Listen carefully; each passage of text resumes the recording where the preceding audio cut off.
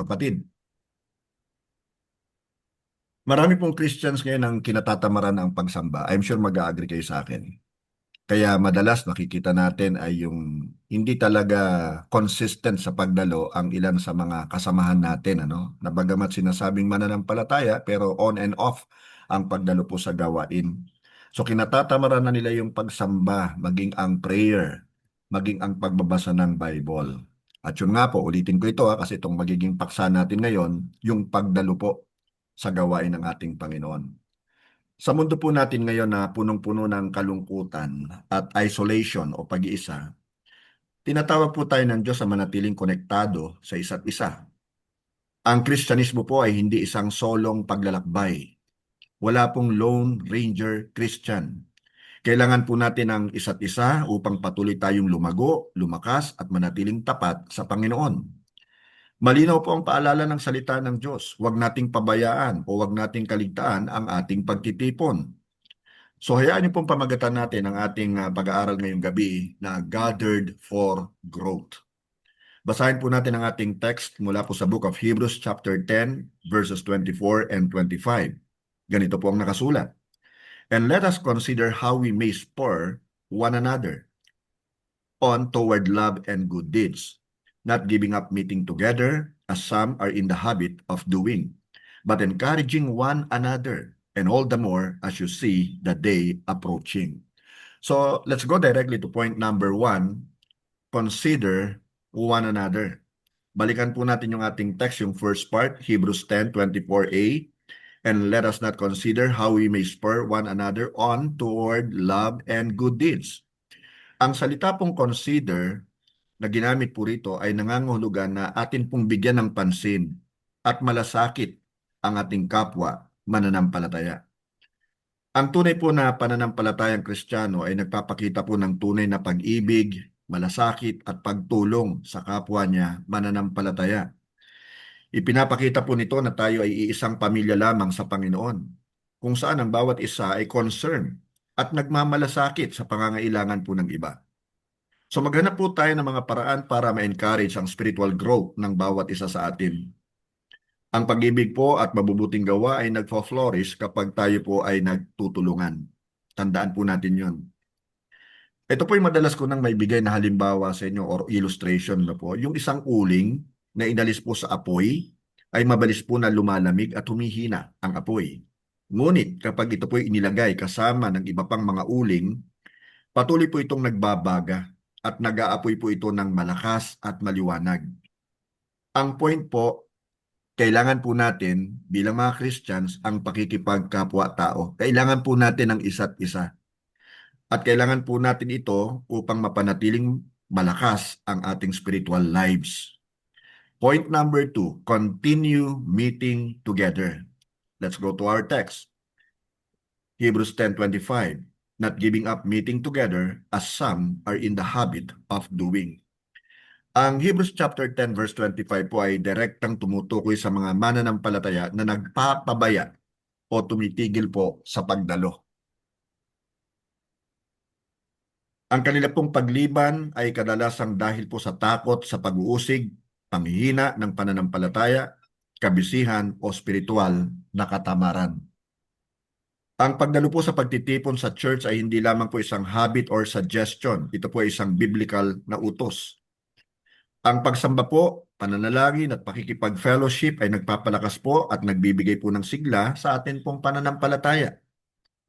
Samantala, ang pag-iisa po ay madalas na umuubos ng ating spiritual strength. Kapag hiwalay ka sa iba, nawawala ng iyong pananampalataya ng suporta, pampatibay ng loob at pananagutan na nagbibigay ng iyong kapwa, na ibibigay po ng iyong kapwa Christian. Kung wala po ang mga ito, mas madali kang mawalan ng pag-asa at tuluyan pong manghina sa iyong pananampalataya.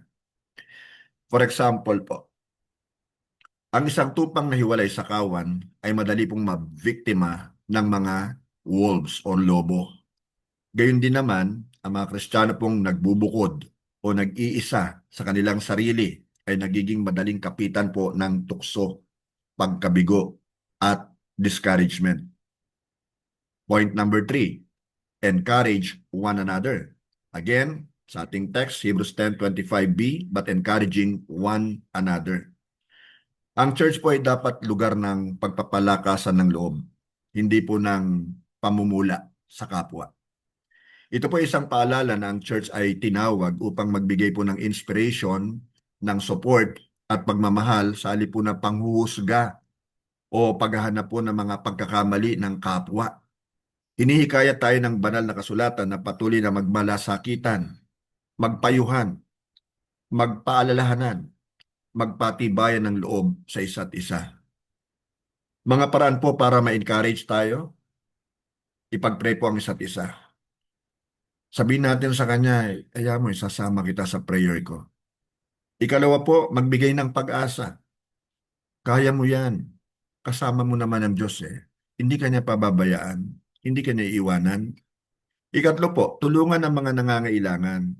May tutulong ba ako sa iyo? Ikaapat, ibahagi ang mga pangako ng Diyos. Yun na nga po eh. Hindi ka naman iiwanan ng Diyos eh. Yan ang pangako niya sa atin. Di ba? Kapit lang sa Kanya. Alam niyo po, lumalakas po ang isang marathoner kapag chinicheer siya ng mga nanonood. Ganon din po ang nangyayari sa mga Christians na napanghihinaan na po ng loob kapag may kapatid sa Panginoon na nag-cheer o nagpapalakas po ng kanyang loob. You see, encouragement helps believers continue the race of faith. Point number 4, live with urgency. Sa Hebrews 10:25b, and all the more as you see the day approaching.